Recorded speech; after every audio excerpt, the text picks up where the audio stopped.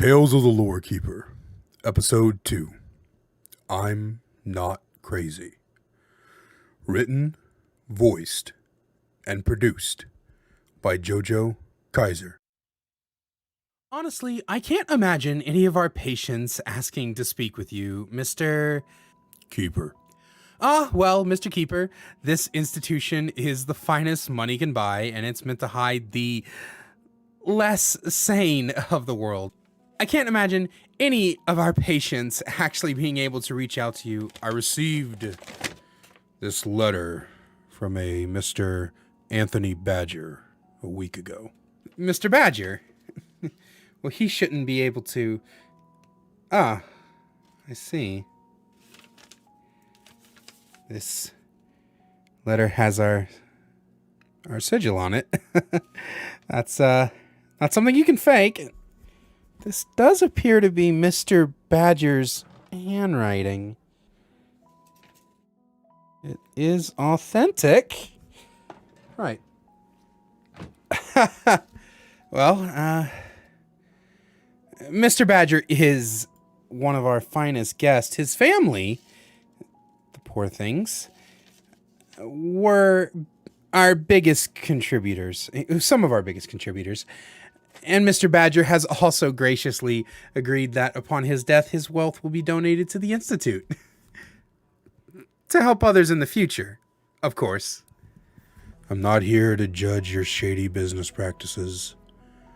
I just want to take his story. Yes, well. Clarence.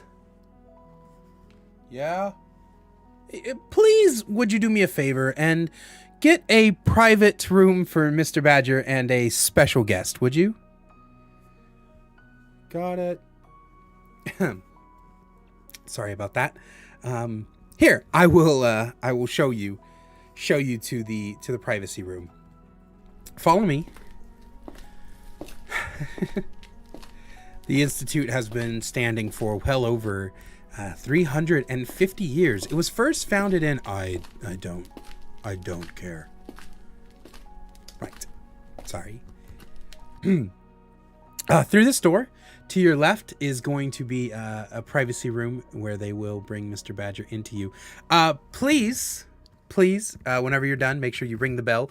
We have to lock the doors sometimes for safety reasons. I hope you understand. Get your hands off of me! Who are you? Who are you? Another quack? One of these fascists come to get me? I'm the Lore Keeper. You're here. You're here. I can't believe you're here. Oh, goodness gracious me. This is so exciting. I did not think you got my letter, but you did. You did. You're here. You're here. You're here. I have read so many of your journal entries. I ended up seeing your first book around... Mr. Badger, please. There are a lot of things I have to take care of. You wanted to tell me a story. Yes, a story. Yes, you're obviously a very busy man.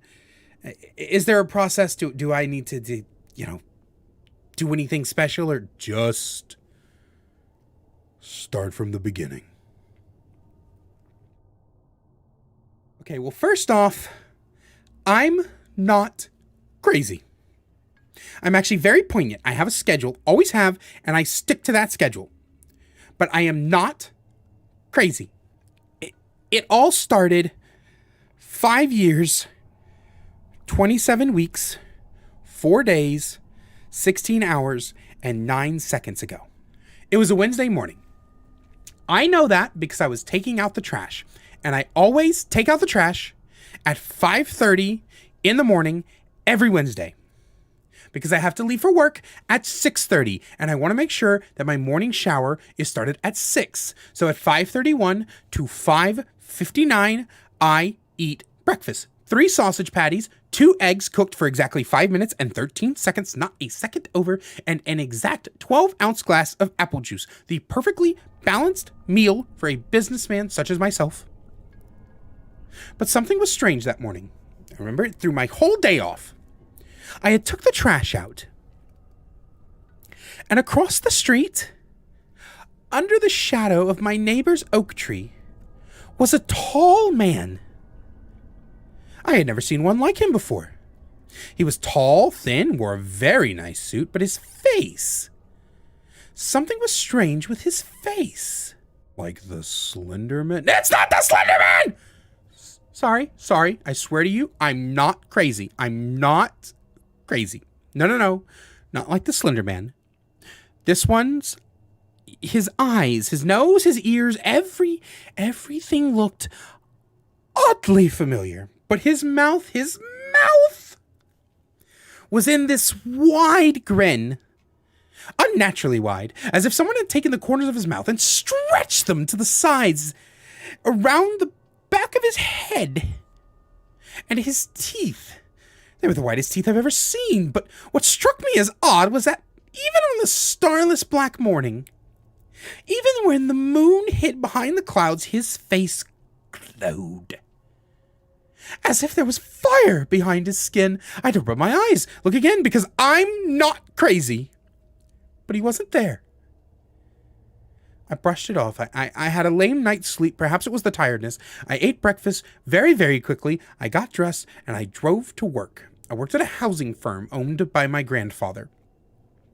The Badgers, you see, we are an incredibly well thought out businessman. My grandfather built this business from the ground up. My grandfather had died 11 months, 3 weeks, 4 days, 7 hours, and 36 minutes before. And my father and my 2 uncles had to split the company. My father took over the housing firm that I had been working at since before Pop died. And while at work, my mother came in, all in a fritz, her hair a mess, her clothes in shambles, most unbecoming of a woman, especially one of her status. But my father rushed to her side anyway. He was always so patient with her. He was. She told my father she had gotten a call. My Aunt Jill, on my mother's side, of course, my father's family only ever birthed men. It was our strong genes at work. Anyway, my Aunt Jill had been murdered.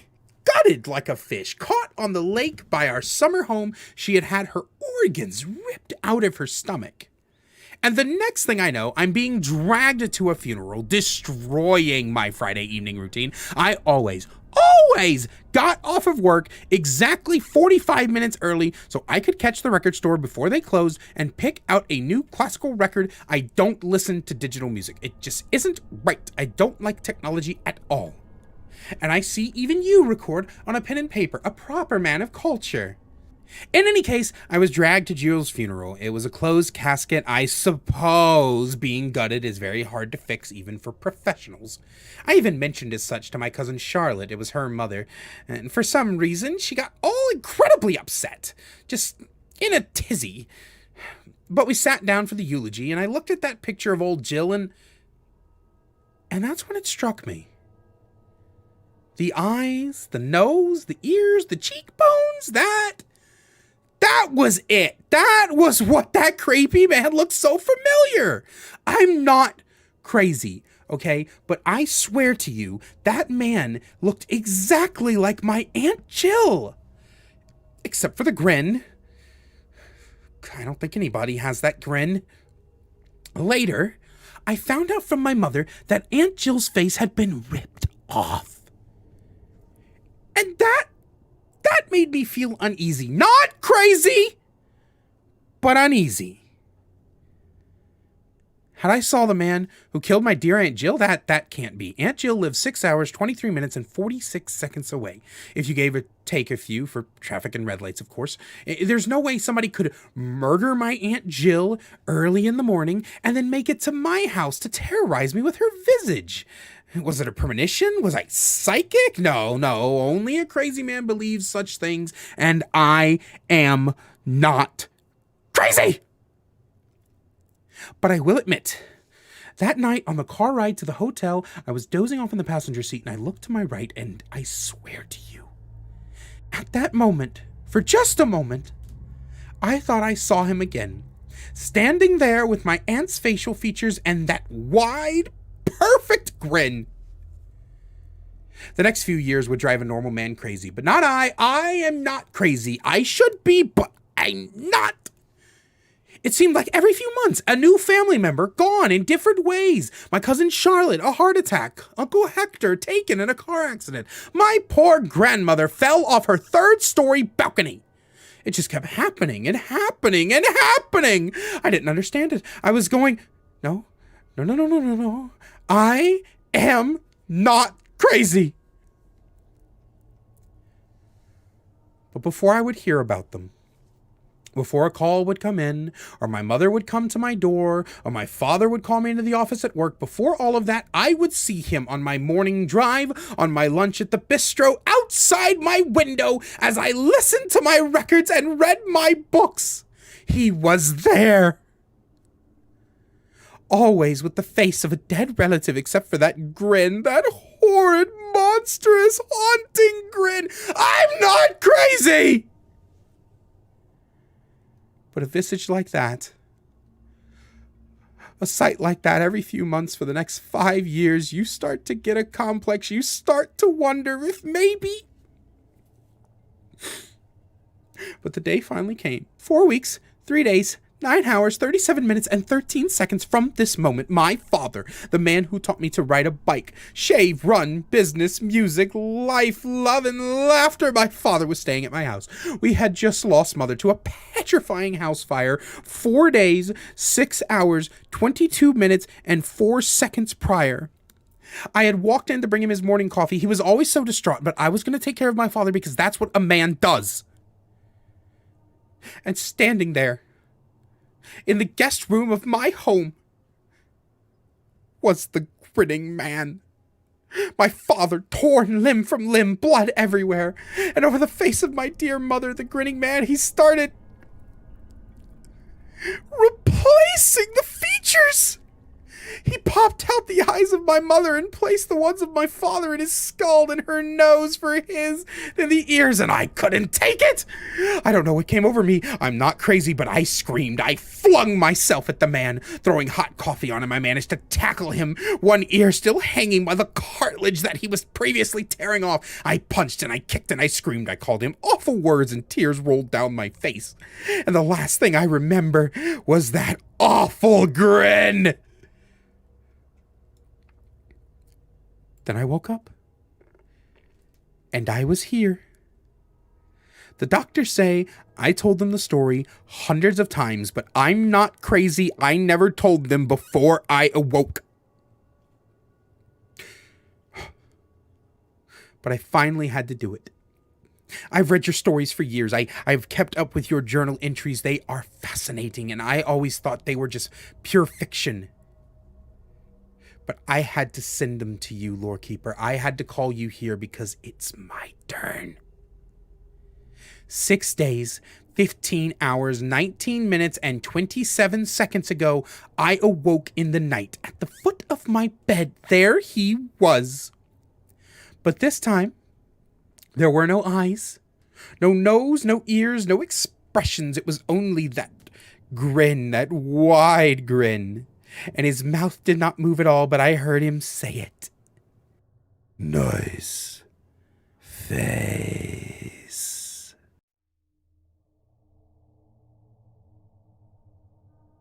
Originally, after returning home yesterday, I had shelved this entry. There seemed to be no need to add any kind of notes or follow-up. However, I got word a few moments ago that Mr. Badger was murdered in the Institute.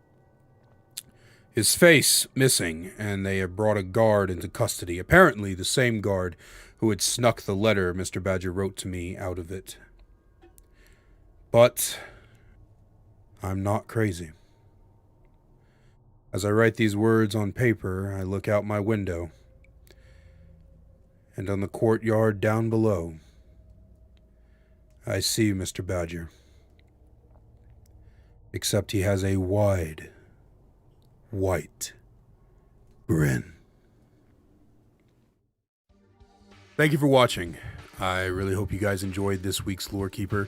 This recording process was quite a bit. I had to redo it quite a few times. Things kept coming up, but I'm glad I finally got it done. If you enjoyed this video, please make sure you like it so that I know that to keep making this same kind of content. And if you're interested in stories of all kinds, from comedy to horror to fantasy and poems and the like, please make sure that you subscribe to the channel, as I post every Tuesday and Thursday of one of those stories of those kinds. Other than that, I love you guys so much, and I will see you next time.